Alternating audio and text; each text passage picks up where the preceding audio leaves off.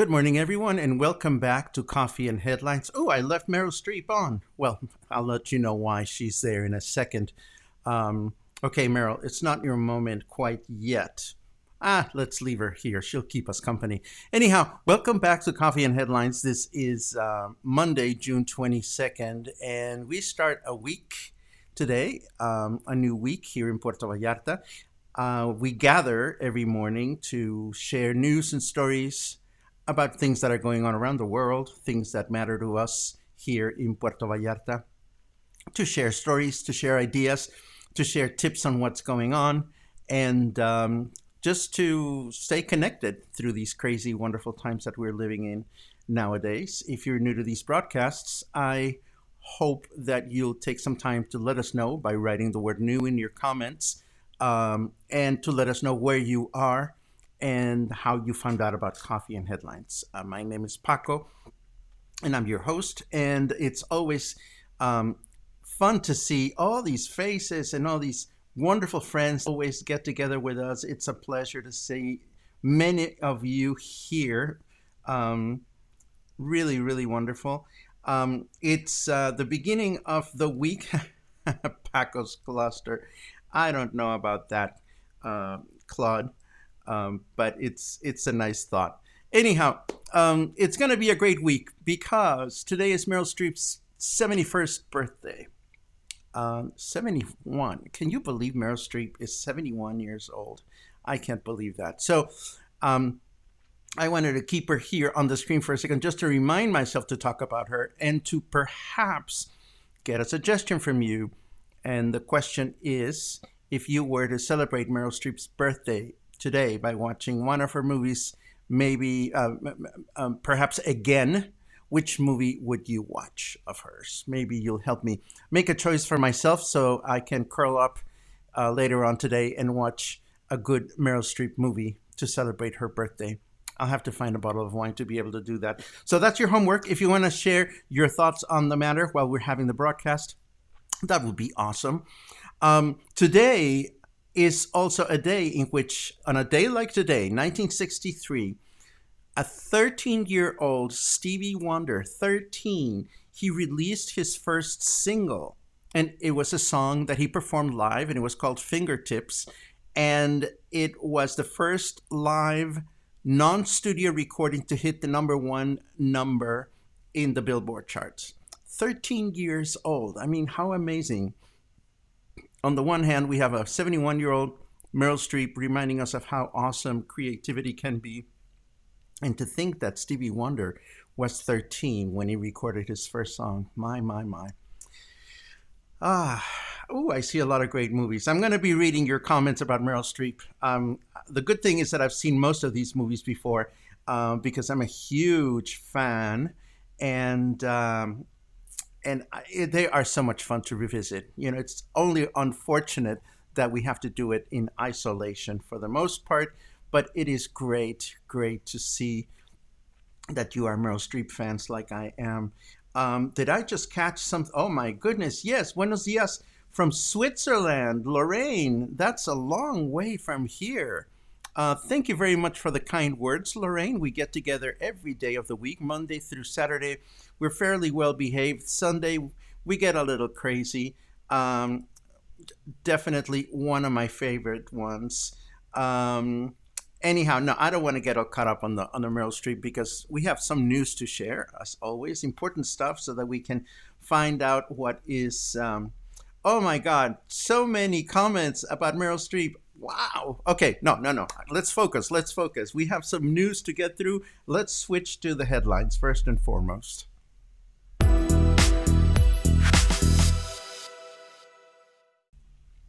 So we have some reports coming from our governor. The number of active cases came down slightly when compared to last week. This week, we reported 1,691 cases that are active, whereas last week we had 1,900. This means that the number of cases is decreasing somewhat, but we continue to be on the red. The governor said that we have to continue things as we have. The whole business of reopening and the whole business of changing our habits is not going to be modified anytime soon. If we look at some of the numbers, we see that, as you can see, the number of cases is over here. And the number of positive cases of all the cases that are diagnosed or that are tested rather is 27.2%. The morbidity rate continues to be low, 5.24. Our use of hospitals capacity, we see an increased number here. It's higher than it was last week, but fortunately it continues to be fairly low, and in fact it continues to be among the lowest of the whole country. And in terms of mobility, we continue to be very, very close to what is considered acceptable by government standards. This means that we should continue to stay home when possible. It sounds like a broken record because we keep saying this, but again, it is what it is. It is important to continue to stay home for the most part. It is important to continue using face masks and keeping safe distance so that these numbers can continue to get better for all of us. That said, what one of the papers is calling as the miracle is that a number of tourists did make it to the beach this weekend. We see lots of people enjoying the beach over the weekend. We see photos coming from hotels where we can see people enjoying swimming pools. So it is nice to see that the economy is slowly starting to rebuild itself. We don't know how long it's going to take for the economy to completely rebuild itself, but there is definitely more activity going on in the Bay, and this is good for our economy. We also find out that the Marigalante is out and about again after being locked away for 3 months. This seems like odd news to me. I must have missed a news item at some point in which the local government authorized the reopening of tours and activities, because I see more and more tours and activities being offered. The Marigalante is one of them, and they have tours. I mean, they have tourists. They have people that are enjoying the Marigalante, and there's other companies that I've seen advertising online that are continuing with their activities. Again, all of this is good for the destination. We get this news item from Marina Vallarta, where there's a lot of activity also in restaurants. People safe distancing, I hope. But again, all of this is good for the economy. Perhaps a little bit concerning for the spread of the virus. And we know for a fact that moving forward, it's going to be a delicate balance between how much we get out and about and how much the virus spreads. There is no black and white here, as we know. That said, some locals and visitors didn't read the fine print, I'm afraid, because the guideline that was established by the state is that shopping centers could open, but not during the weekends. So a lot of people who wanted to go to shopping centers over the weekend found out the hard way that the shopping centers were closed. Now, this is really an interesting bit of news. This is what we're going to have here is almost more of commentary than anything else, because we've been following this whole business of what happened in the Rio Pitillal, where all the trees were removed and whatnot. In a very strange move, City Hall published a video with testimonials from regular folks like you and me expressing their opinion on why this was a good move. I mean, one thing is to have, well, first of all, we look at this and it's very devastating to see all the trees that were removed. But then again, the city hall came up with this video. Come on, Facebook, sometime. There you go. Hold on, let me get rid of my next door neighbor's chat. Ooh, my computer's fairly slow this morning. How really bizarre. Let me see if I can refresh this window. Anyhow, the city released this video that was very weird because it has testimonials from folks that are just plain folks like you and I, saying that the activities that were done at the river were fine because it is dirty in there, and because people go and pee in there. And even if people go and pee in there, let me come back to my main screen while my computer comes back to me. If people are doing like illegal things or things they shouldn't be doing there, it's one of those things in which it's just public opinion. I mean, it is weird. And I'm not explaining myself, but what I'm trying to say is that for City Hall to go and rely on non-professional opinion on something that clearly needs the decision-making structure of people that know about environment and the environment, it is just very weird that the government did that. I wanted to play that video, but somehow my Facebook is acting really weird, so I don't think I'm going to be able to play that for you, but I will leave you with the link so that you can have it. Another headline that is fairly important if you're following the news that are related to COVID. We had reported that Zoé Robledo, who's the director of the Mexican Institute of Social Security, who had tested positive for COVID-19 2 weeks ago, is now virus-free. He has recovered, so he's going back to work, which is good. And it's a good reminder that a lot of people recover from COVID-19, and this is something that sometimes we forget to remember when we're looking at all these statistics of all the numbers of cases that we read about. We had reported earlier last week that the cruise industry was getting ready to start launching cruise ships throughout the world again. And we now learn that the U.S. sailing suspension is extended until September 15. And this means for us, since all of the cruise ships that we get here in Puerto Vallarta come from the United States, we won't be seeing any cruise line activity for some time.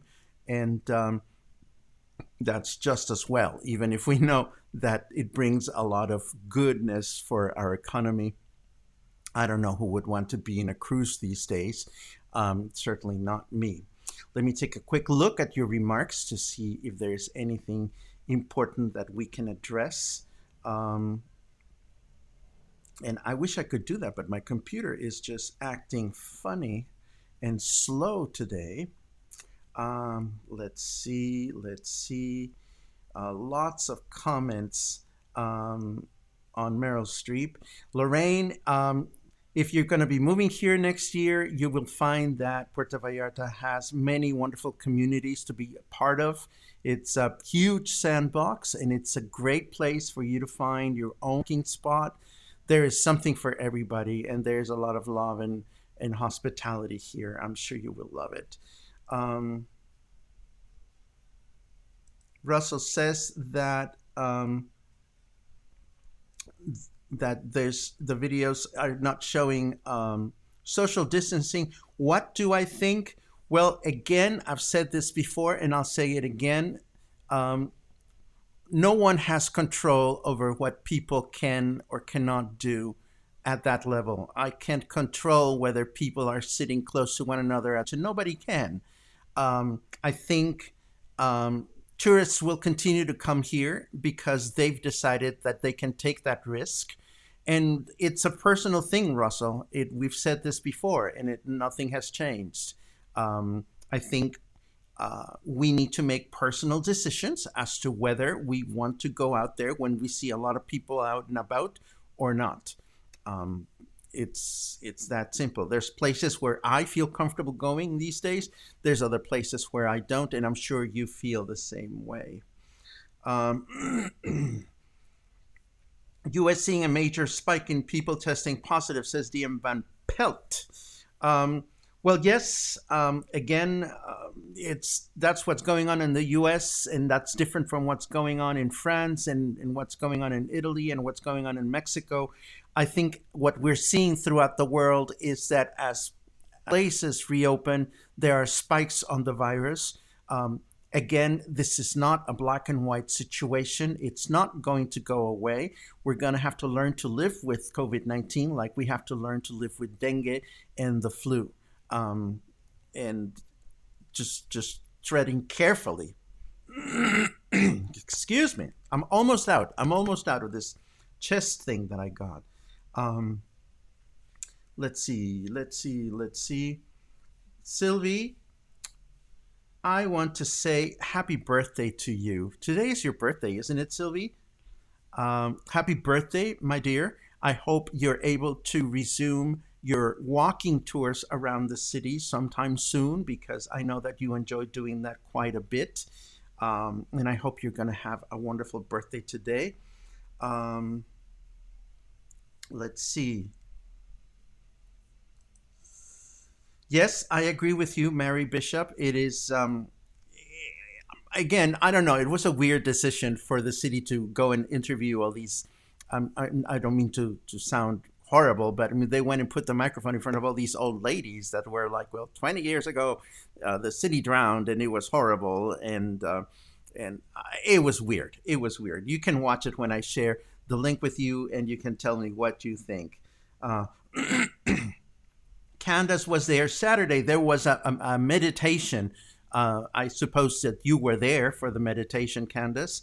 Um, and and yes, there is no way this is okay. And I'm so very happy to see that people are reacting to things like this more and more as years go by. You know, I remember in the past, locals would not, care as much about whether things were properly done by the government or not. So I'm happy that that is the case. Um, Oh, lots of happy birthday wishes for Sylvie. That's wonderful. Let us now switch to our leisurely headlines. I don't have many things to share, but I do want to show something leisurely and disgusting. Oh dear. But first, a quick look at the weather because it is 87 degrees right now. It is warm. By 3 o'clock, by 2 o'clock, it'll be 92 degrees. Humidity is not as high as it was yesterday. It's only 67%, I say. 67%. It feels pretty humid to me. I'm sweating. I'm sitting here without the ceiling fan on so that you don't hear a rumble while I'm broadcasting. And it gets really warm in the studio. So if you're going to be out and about, expect some cloud coverage today and just make sure that you're protecting yourself from the sun because it's going to be pretty sunny today. Um, Back to our headlines. Let me call this up. It seems it was not yesterday. It was the day before that I was showing you these really disgusting pizzas, and apparently there is more. They call this Mexican creativity in this article where I found photographs of things like that. Ew, that is a taco torta. If you can believe that, it's a lot of carbohydrates for starters because you have the bread, and inside of the bread you have like meat tacos with tortillas in them. Ay, Dios mío. And then there's burgers made out of sweet conchas, and that's pretty disgusting as well. And somebody else sells corn on the cob covered in Nutella. I don't even know why I chose to show you this, but it's too late not to show it. Again, I don't know that I could possibly consider eating any of that stuff, but it caught my attention when I saw it. Um, More comments from you. There needs to be social distancing police, says Clay Brom. It's being left off to the hotels and bars. Um, well, I don't know what to tell you. Here's the deal, Clay. The government has spent 3 months now talking about social distancing, and I know you get it, and I know most of us get it. But then there are people that are tired of it, and there are people that don't get it. We need to remember that there are a lot of people, and we talked about this the other day. We are privileged for the most part because we have access to knowledge through technology. We have access to the news. We have access to what's going on. We are inquisitive about the world, whereas there are a lot of people in this city that, in the rest of Mexico, the rest of the world for that matter, that don't have access to internet, don't have access to the news, or don't have the habit of being well informed. And these are the people that are more likely, in my humble opinion, are more likely to not follow guidelines. Can anything be done about that? I really don't know. All we can do, I think, is make sound decisions for ourselves. We are not going to be the minority. That I don't believe. I don't think we're going to be the minority. I think the majority of people want to take care of ourselves through safe distancing, through wearing masks, and so forth and so on. But there's also going to be some people that just don't get it, and that's human nature. That's human nature. It's sad. It's sad. It is gross, as Candace says. Although I know that Candace was talking about about the food that I shared with you. I have one more headline to share, and this is a little bit of a geeky headline. But being the fact that I am a geek, it is possible that others of you are geeky as I am geeky. And this has to do with the fact that Apple starts their annual Worldwide Developers Conference today. And what this means is that this is one of the annual events that Apple Computer throws to showcase and to empower individuals to continue developing applications for its platforms, the Macintosh platform and the iOS platform. But it also means that this is the one event of the year in which Apple releases new products or announces new products. So for people like myself, it's like watching porn, I'm afraid. So I'm going to leave you in case you're interested in following the geeky computer stuff that Apple releases. I'm going to give you a link so that you can find out where you can watch the keynote address, which begins in 1 hour from now, should you want to watch it. Another quick look at your comments. DM Van Pelt, you can remind people over and over, but it's up to them. And this is true. This is true. And again, as far as we're concerned, we can make these choices for ourselves. So anyone who believes in social distancing can't enjoy the beaches? That's a good question. I don't know what to tell you, Clay. Again, I can only make decisions for myself. Would I want to go to the beach? Yeah, but if I want to go to the beach, I know that there are beaches that I can go to that are less likely to be populated. I don't know what to say. It is one of those things. Really want to go to PV, but if things do not change, we will not go. Yes, again, some people will choose to live with certain amount of risk. Other people will not. Last time I was in Mexico City, I really wanted to go to a certain mercado that is a really fabulous market, but I know that there's a lot of theft going on in that market, so I chose not to go. Other people might choose to go to the mercado because for other people it's no big deal. So again, we all have different levels of comfort, and we would like everybody's level of comfort to be the same, but that is not the case. Um, we saw a police officer ask a staff member to put on his mask. This is good to know. Yes, this is good to know. So again, I don't think this is one of those things in which nothing is going on. Puerto Vallarta, like many cities, has a limited number of police officers. So that I am sure, or rather, I wish to believe that the city is doing whatever it can to make sure that it can control these things. But unfortunately, it's not up to us. Um, if you want to go to the beach, you may want to try going to the beach during the week, so that whoever likes to go to the beach over the weekend, you're not going to cross paths with them.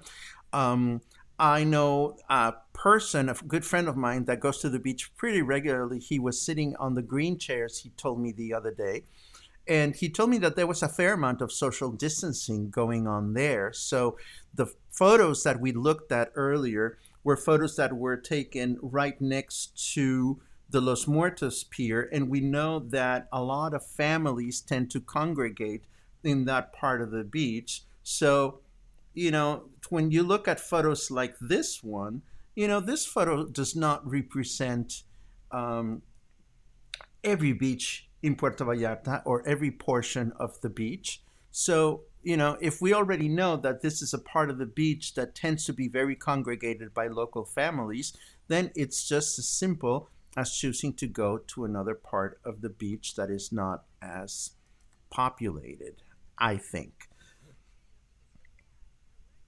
Um, More important, the people just enjoying the beach and not leaving it up to hotels and bars. Only most locals don't use hotels or restaurants.